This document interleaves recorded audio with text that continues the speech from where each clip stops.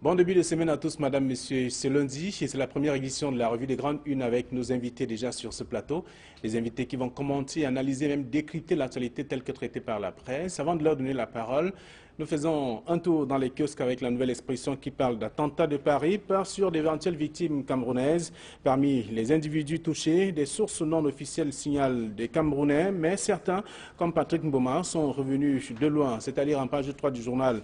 Le journal qui parle également de la 33 ans de Paul Biya. Célestin Bidigui fait l'autopsie du pouvoir de Paul Biya. L'homme politique révisite d'ailleurs le long parcours de l'homme du renouveau depuis le 6 novembre 1982, notamment les conditions de son accession au trône. En page 10 du journal, à lire aussi Bafoussam, un adolescent tue son père. Le coup fatal a été porté pendant une bagarre opposant le géniteur et la progéniture, c'est-à-dire en page 5 de la nouvelle expression de ce matin. Et puis le messager parle de lutte contre le terrorisme, la leçon de François Hollande à Paul Biya. Également, quand la France parle au Cameroun, c'est-à-dire en page 3 du journal, qui parle aussi de l'après les attentats de Paris, le chef de l'État en France, l'agenda caché du président de la République du Cameroun à découvrir en page 3 du journal, qui parle aussi de politique, le SDF littoral étale ses divisions au NEC, le renouvellement du bureau régional au cœur des débats, à lire en page 4 de ce numéro de messager. Intégration est également disponible. Le journal parle aussi des attentats terroristes à Paris avec la chape meurtrière retentie au Cameroun. La série noire revendiquée par l'État islamique, mais d'ailleurs les milieux français du pays en émoi. Près de 130 morts à la suite de 6 explosions survenues le 13 novembre 2015 dans la capitale française. C'est à lire dans un dossier que propose le journal, Intégration, de la page 2 à la page 3. Le journal parle aussi de la libre circulation des personnes et des biens, les nouvelles règles édictées par la CEMAC, de la page 6 à la page 7, à découvrir donc toutes ces nouvelles règles-là, édictées par la CEMAC, à lire dans le journal Intégration. La météo parle de manœuvres dilatoires avec une meute qui se met donc en place pour défendre Emmanuel et Simi Meigné, Laurent Esso, enterré vivant, c'est ce qu'on dit dans le journal La Météo. Et puis le journal qui parle aussi de terrorisme, les dessous des attaques de Paris, l'analyse du docteur Mathias Eric Ouonangini, à découvrir donc dans ce journal en page 8 de ce numéro.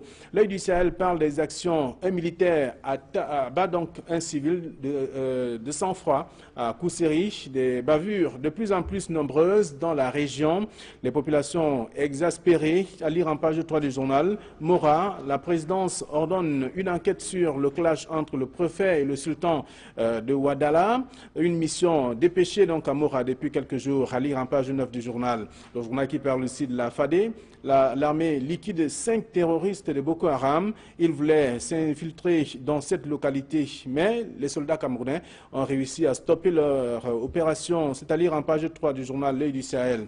Et, le journal Kalara parle également du scandale de la CEMAC, de la CAMER, pardon, ce matin, et il fait savoir que Yves-Michel Fosso qui dit je suis victime d'un braquage.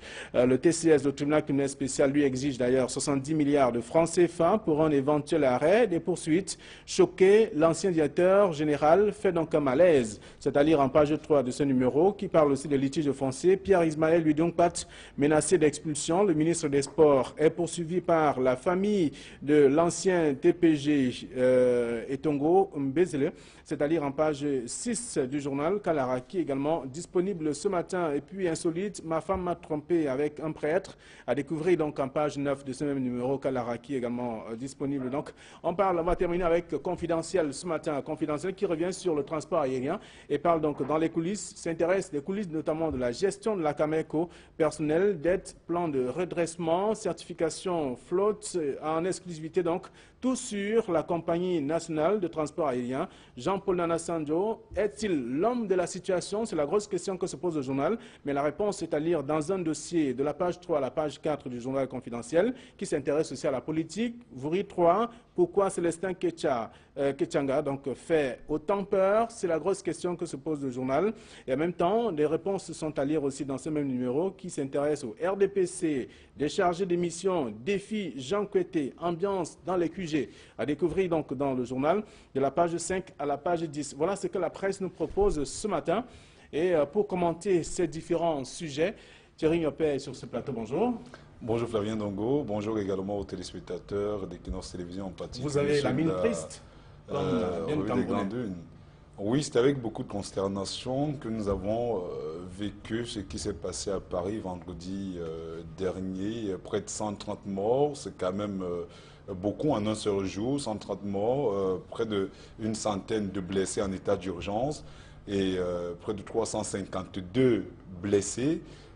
C'est suffisamment grave pour susciter quand même l'émoi et la consternation de tout être humain. Voilà, merci. Vous êtes avec nous ce lundi matin, c'est la première édition. En face de vous, Claudel Campoy, bonjour. Bonjour Flavien Dongo. Bonjour à tous les téléspectateurs de Cravate également ce matin. Je vous en prie, je profite de l'occasion pour dire bonjour à tous les téléspectateurs d'Equinox TV qui nous suivent ce matin, particulièrement étant même en Dengue. Voilà, alors ces Camerounais qui sont aussi touchés autant que nous en tout cas sur ce plateau, comme en tout cas au lendemain de ce qui s'est passé du côté de la France. La presse en parle d'ailleurs ce matin, la nouvelle expression qui parle de l'attentat de Paris, peur sur d'éventuelles victimes camerounaises, et ça c'est le titre de la nouvelle expression, le messager qui parle donc de la leçon de François Hollande à Paul Biya, quand la France parle au Cameroun, et en même temps le chef de l'État est donc en France, il est parti, Paul Biya se trouve en France en ce moment, et en même temps intégration qui parle de l'attentat terroriste à Paris, la chape meurtrière retentit au Cameroun. Bien évidemment, n'oublions pas que les Français, c'est ce que Agatha Moundio, le fils d'Agatha Moundio, Francis Bébé disait, ce sont nos ancêtres les Gaulois.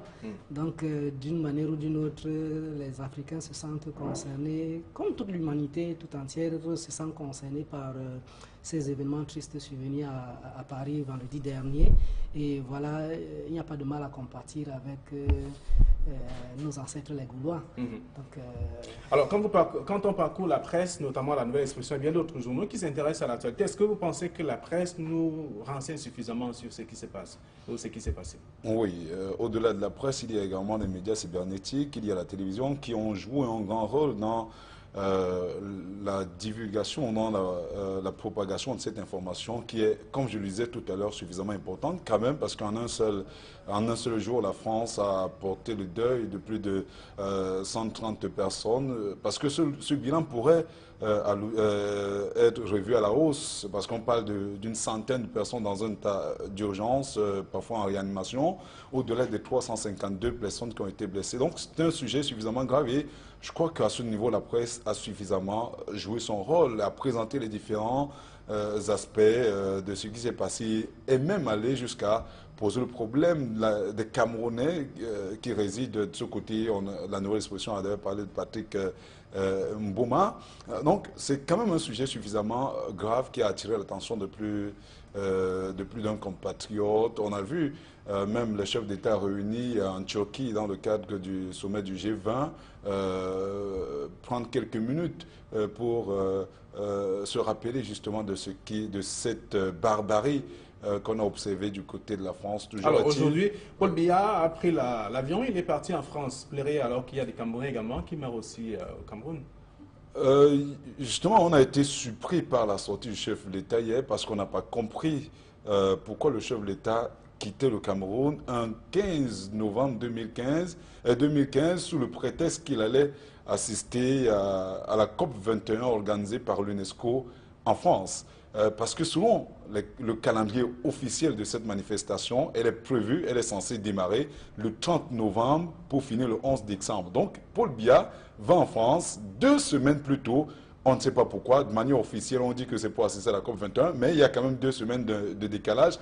Et en plus, quand on interroge l'actualité, on sait que c'est aujourd'hui, en principe, qu'aura lieu le deuil national. Et la minute de silence à 12 heures. Demandé justement par François Hollande à la mémoire de ces victimes-là. Donc, une chose est sûre, on est convaincu à partir de là que le président Biya est parti en France pour... peut-être il n'était pas aux attentats de Charlie Hebdo, il est peut-être cette fois-ci parti en personne pour apporter la compassion au-delà du chef de l'État qu'il est, mais du peuple camerounais. Toujours est-il que ce n'est pas de manière claire pour assister à la conférence COP21. Alors, est-ce qu'on peut s'intéresser à ce type de messager, la leçon de François Hollande à Paul Biya? Est-ce que c'est pour ça que Paul Biya est parti? Voir un peu comment ça se passe quand il y a une situation pareille? Bien évidemment. C'est pas tôt? Bien enfin, évidemment, je voudrais dire c'est tard quand même. c'est pas tant mieux vaut tard que jamais. Bien évidemment, la lutte contre le terrorisme, ce qui s'est passé en France et surtout le comportement du président français François Hollande est une grande leçon d'assistance des populations victimes des atrocités. C'est une grande leçon, d'autant plus que vous le savez, ce même jour, à minuit, le président français a réuni ses ministres pour voir ce qu'il y avait lieu de faire en urgence. Il a écouté tout le monde. Toutes les parties, de toute façon. Toutes les parties, toutes les sensibilités politiques ont été écoutées jusqu'à l'ex-président Nicolas Sarkozy, autant pour moi. Toutes les sensibilités politiques françaises ont été mises à contribution pour voir comment faire face à ce problème. Et plus loin, il s'est rendu au Bataclan à 2 h du matin, comme parti voir, toucher du doigt de très près ce qui s'était passé. Donc c'est une très grande leçon que le président François Hollande a passé au président africain, parce que nous l'avons souvent constaté, tout le monde l'a d'ailleurs souvent constaté, lorsque ces pareils attentats arrivent chez nous, il y a des lourdeurs, des responsables à se déplacer sur le site des manifestations et puis même réunir toutes les sensibilités politiques. Je crois qu'il y a même certains opposants qui ne cessent de réclamer cela, qu'au-delà des chapelles politiques, il s'agit d'une histoire d'intérêt de la communauté. Toutes les sensibilités peuvent se réunir, s'asseoir pour réfléchir sur les mesures à prendre pour lutter contre le mal qu'est, par exemple, au Cameroun, Boko Haram, au-delà de toutes les chapelles politiques. C'est un bel exemple que le président français a donné au chef d'État africain. Alors, donc, la leçon de François Hollande à Paul Biya, quand la France parle au Cameroun, intégration, ça c'est le messager qui le dit maintenant, intégration parle de la chape meurtrière qui retentit au Cameroun avec cet attentat, cette série noire revendiquée par l'État islamique.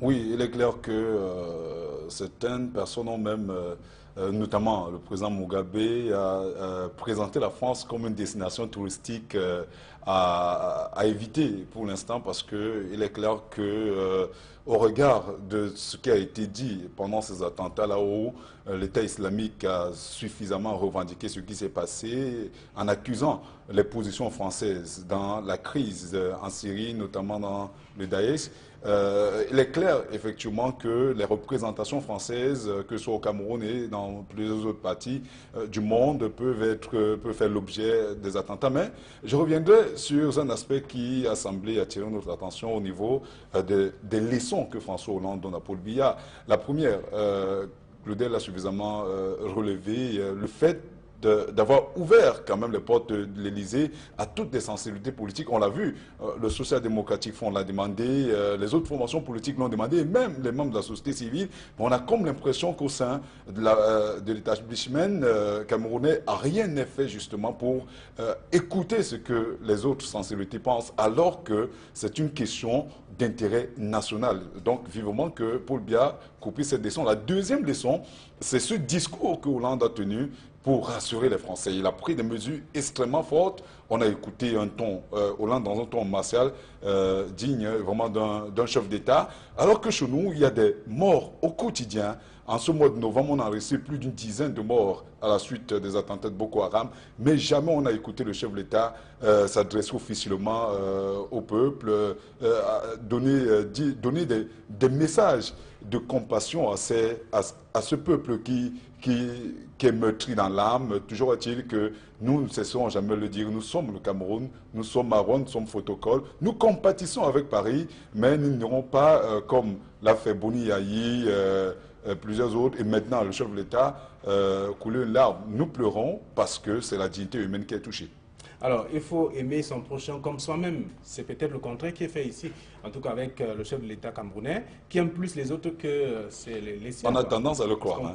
On peut dire. Tout à fait. C'est pas seulement au Cameroun. Vous, Thierry Mopel a bien dit, vous vous souvenez des attentats de Charlie Hebdo, comment le président Boni Yayi a coulé des larmes, comme s'il s'agissait du peuple béninois qui était touché en plein cœur. En passant, il y a même une journée de deuil national aujourd'hui au Bénin, ce qui est bien déplorable. Voilà, il n'y a jamais eu une journée de deuil national au Bénin quand on meurt au Cameroun, encore moins au Nigeria ou au Tchad. Peut-être que les drapeaux sont en berne là-bas aujourd'hui, comme c'est le cas aujourd'hui. En tout cas, que les Africains prendront finalement leurs responsabilités et cesseront d'agir comme de petits enfants. Alors, si la nouvelle expression parle de peur sur d'éventuelles victimes camerounaises, le messager parle de leçons de François Hollande à Paul Biya, en même temps, intégration qui s'intéresse donc à la chape meurtrière qui retentit au Cameroun. Il y a la météo qui ne rate pas l'occasion et dont la parole donc parle de terrorisme et fait savoir, parle des dessous des attentats donc de Paris et avec l'analyse du docteur Mathias Eric Ogonanguini.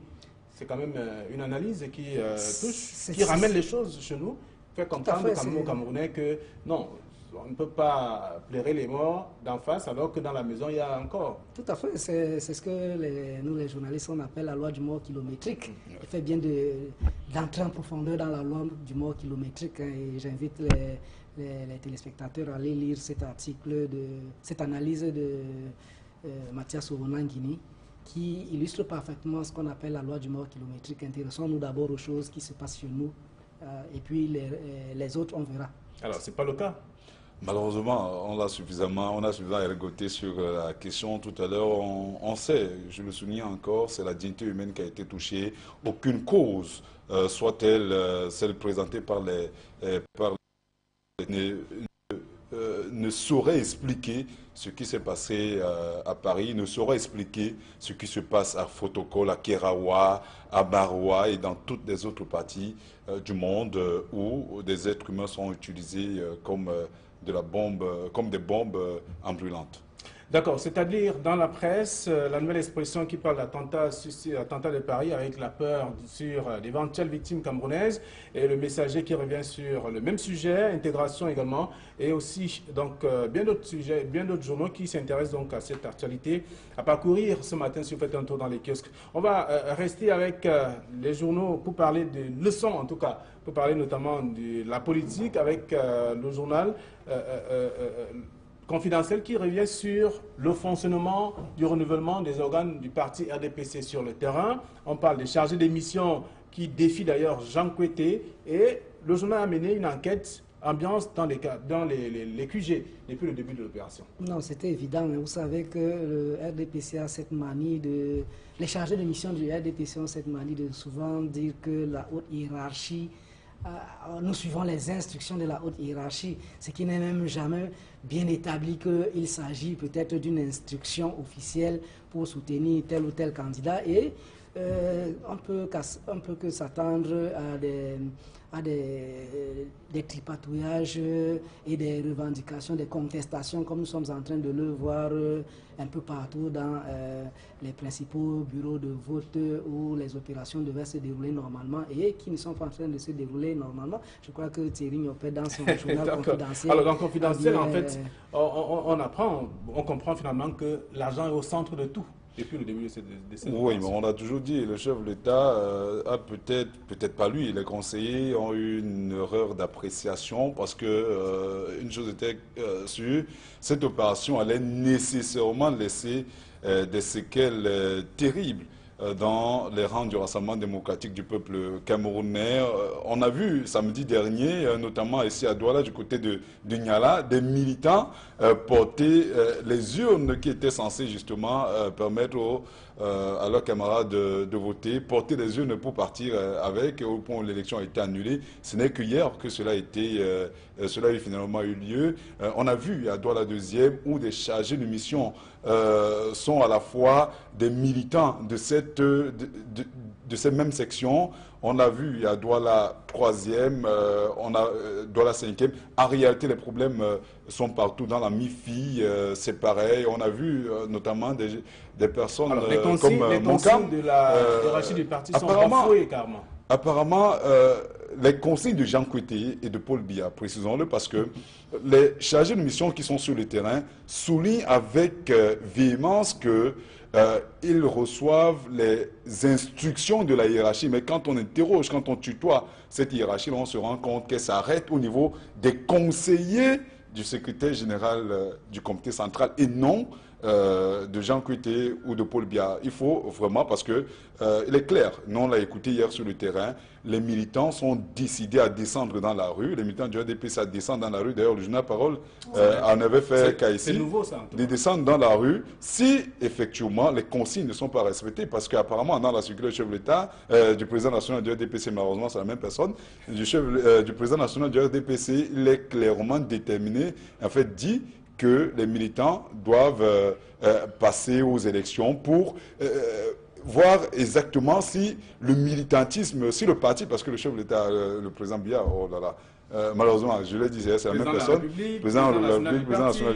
Donc, Paul Biya l'avait dit, hein, que son parti doit cesser d'être un parti d'état-major pour devenir un parti de base.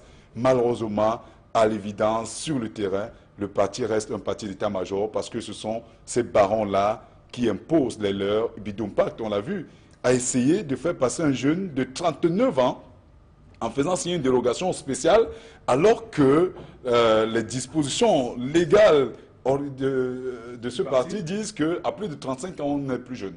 Voilà autant de petits manquements. On l'a vu à Yaoundé où Timevuna veut à tout prix imposer son épouse. En réalité, ça va mal partout. Alors, ça va mal dans le RDPC en tout cas. Et si le RDPC, si les militants décident donc de marcher, c'est spécial ça. Vous voulez qu'ils ne soient pas taxés d'indisciplinés. Ou de terroristes. Des terroristes. Vous savez qu'il y a une loi sur le terrorisme qui défend les marches. Les marches, c'est qu'on peut vous... Non, c'était pour blaguer, hein, mais sachez qu'il y a souvent l'épée de Damoclès qui plane sur leur tête. Hein. Ça veut dire qu'au nom de la discipline du parti, on ne devait pas vous permettre certaines choses. Je doute fort que cette marche ait lieu. Voilà. Alors, c'est à lire dans la presse ce matin, confidentielle notamment, qui s'intéresse donc aux chargés des missions qui défient Jean Couité. Ambiance dans les QG, c'est à lire donc en page, dans un dossier de la page 5 à la page 10. Et on va revenir sur le SDF qui est également qui connaît des soucis depuis quelque temps, on le sait. Là, le messager parle de parti, le SDF littoral étale d'ailleurs ses divisions au NEC. Alors, il est question donc de renouveler le bureau régional au cœur, tout au moins, le bureau régional du littoral, comme on le sait, parce que c'est notamment dans le littoral que se déroule tout ce désordre. Et il y a eu donc une rencontre du next week-end. Oui, la situation du SDF est également... Bon, c'est déjà loisible de savoir que là aussi, au sein de l'opposition, ça bouge aussi parce qu'on a toujours taxé l'opposition comme étant cette partie-là où rien n'est fait alors que le RDPC continue à bouger sur le terrain. Donc, au moins, ça bouge au sein du SDF, c'est un signe de dynamisme. Mais toujours est-il que le SDF paye également le prix de cette durée à la tête du pouvoir. Jean-Michel Nithieu est à la tête du SDF de la région littorale depuis fort longtemps et apparemment, il aurait travaillé de telle enseigne qu'il se maintienne longtemps au pouvoir alors qu'en interne, il y a des velléités de positionnement et de leadership qui naissent au quotidien. Il y a l'adjoint au maire de Douala Premier qui veut également, qui a clairement affiché ses ambitions à ce niveau. On accuse l'honorable Nithieu des despotes. En fait, il y a plusieurs accusations qui sont portées contre... En tout cas, une presse a dit qu'il a confisqué le parti dans le littoral. Voilà, c'est la raison pour laquelle je parle de despotes. Voilà. Et on l'accuse justement d'être au cœur de ces tripatouillages-là qui visent à le maintenir à la tête de cette formation politique dans la région du littoral, alors qu'il y a des velléités internes qui auraient quand même facilité l'émergence de plusieurs jeunes qui ont des ambitions assez légitimes. Alors, les secrets du parti sont dans la rue, Carmen? Bien évidemment, vous savez, entre l'honorable Nithieu et le conseiller Elimbi Lobert, vous savez, la guerre qu'il y a souvent eu entre les deux, ça fait que c'est chacun qui s'est versé dans les journaux et a déverser tout ce que la maison a comme saleté dans les journaux. Donc ça prouve effectivement que, comme Thierry Nyopel a dit, ça bouge, ça bouge, ça bouge. Et au finish, c'est quoi? C'est que c'est le trône du SDF littoral qui est convoité. Et vous n'allez pas empêcher aux gens, aux loups qui ont des dents très longues d'afficher des ambitions. Voilà. Même si ce ne sont pas les grandes ambitions, ça demeure quand même des ambitions. Voilà, c'est-à-dire dans la presse ce matin. Merci à vous, chers messieurs. Nous allons laisser le soin à nos téléspectateurs d'aller découvrir toutes ces informations dans les kiosques, en faisant un tour dans les kiosques notamment, en se procurant un exemplaire soit le Messager, la Nouvelle Expression, la météo, intégration et autres, pour comprendre un peu ce que l'actualité nous impose ce lundi et peut-être pour les jours à venir. Merci, bonne journée à vous et à demain 9h30 pour une autre édition de la Revue des Grandes Unes. Au revoir.